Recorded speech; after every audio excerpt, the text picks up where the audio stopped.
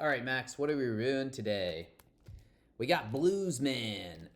This is by Rob Vollmar and Pablo G. Callejo. This was a really fun read. It is an exciting. It's an exciting tale where basically, um, you're following two guys who play the blues, and they're in the Jim Crow South, and they get involved in trouble, and this quickly becomes kind of like a thriller murder mystery that is very exciting. I don't want to spoil too much, but it's quite unique in some of the graphic novels I've read, where it really feels like it captures organically some of the cultural challenges and realities of the time in the Jim Crow South through this really novel bluesman storyline and just like the danger that comes at every turn. Um, but let's before we jump into it, we got our patent pending scoring system uh, on a cartoonishly large paper. I also flip flopped. You can see on the art score. We'll get to that. First of all, with the characters, there's a lot of great characters in this book. You'll also notice that like every chapter, a cool thing too. I'll come back to this a little bit in the X Factor score, but the structure of the book is actually related to jazz itself as well, which is really neat. And every chapter begins with a number for the chapter, and then some picture kind of connected to a core thing that happens in the chapter. You get introduced to a few of the main characters on this page. So basically, you have Lem Taylor and Ironwood. They are the two main people you meet at the beginning. One is a piano player, and the other's on like the guitar. You can see like at sort of like the highlights. They are also playing at this place called Shug's. Shug is like the owner. He's also an interesting character, as is a server that works at Shug's here. And then I don't even want to spoil it by revealing a bunch of the other characters, but they piss off some white people later, and that also becomes a big part of the storyline. There's a really interesting sheriff character who plays like a massive role in the book, as well as this guy who is basically an innocent bystander but reports on some of the crimes that he sees, and that threatens his own life. So there's quite a lot of interesting characters, and I don't want to spoil the end either, so I'm not even gonna reflect on everything there. But I thought the characters were great. Like the main character as well is Lem. He's like obviously he quickly becomes the main character. He's one of the two first characters you meet, and he becomes like the core of the story. He's also got this like very interesting. He was raised by a preacher, so he's like constantly kind of like using. He's able to quote like large parts of the Bible. Like here, you can see him doing this. This is partially so that he's able to like get food with Ironwood after they were like traveling and very hungry for a while. He's constantly also in these almost like arguments with God himself. Like he frequently has these moments where he's sort of like having like existential crises, and like will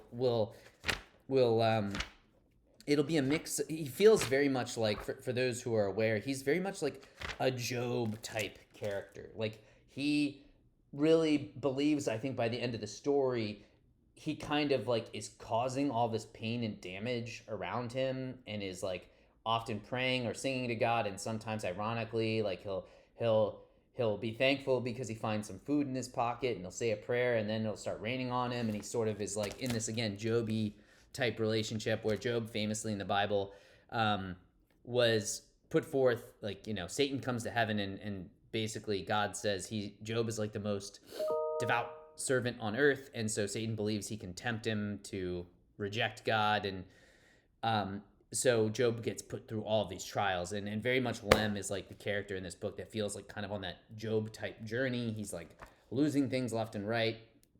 I really liked him. I would come again back to read this book because of his character development. But like a lot of the other characters in the orbit, even if they're awful, are like very interesting. And so I think like just a strong character score. Art, I originally gave this a 3. I think that was a little overly harsh, so I bumped it up very slightly to a 4.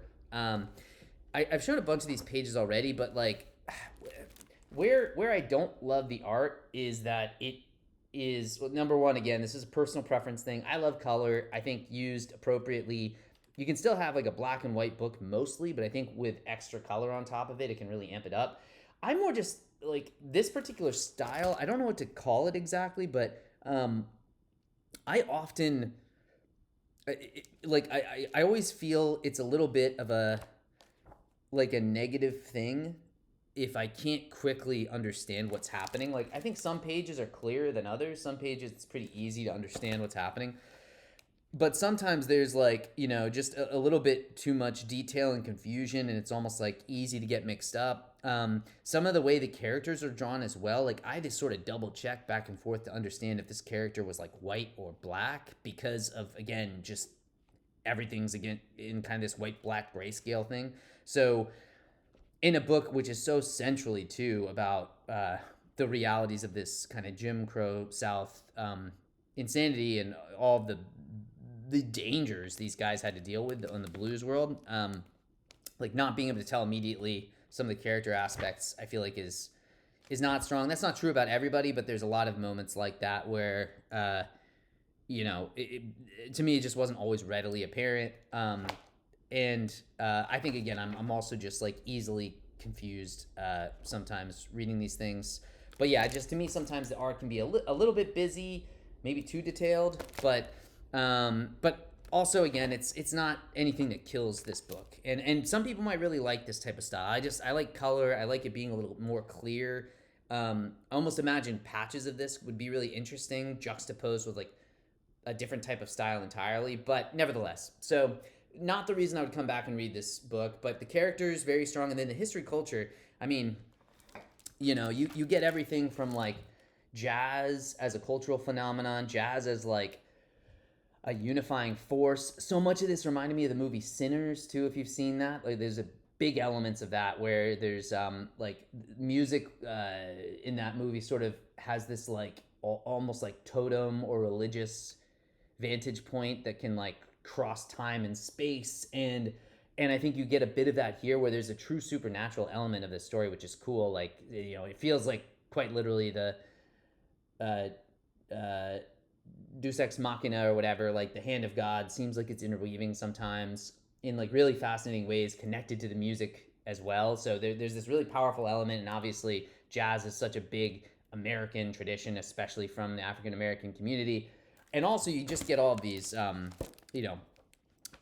brutal run-ins with the very racist white community in the Jim Crow South. And I think this story just tells this kind of brutality through like practical examples from up and down the line, from like overt kind of racism of people literally trying to like lynch and sometimes successfully doing that kind of stuff, or just like trying to persuade like a white sheriff kind of to give up, trying to basically give away some people so they could have their way with them. So you see both like the direct as well as these like behind the scenes orchestrations that clearly were happening in the United States at this time. This is like I believe this is in the 1920s, most of the book. So I think it does a really good job through a historical a fictional piece, but that has like I forget what they call these, but like it's it feels very much like this could be telling many real aspects of many real stories that happen. So I thought a very good score there. Readability, just because of how exciting this gets, I gave it a 7. It's not an overly long book. It's like 200 some pages total. I love the ending. I was like searching for the ending to get to it because again there was like just a ton of exciting moments throughout it. About a third of the way through the book, this really picks up, and then I feel like at that point when you hit this critical mass, it definitely carries you. I didn't read this in a single night, so I can't give it like a 10 out of 10. It didn't draw me in quite that hard, but it really was exciting and fun, and even in the hard parts, it just felt like you had to figure out what was going to happen. To me, that's a sign of a great readable book and great characters, and overall just a great story.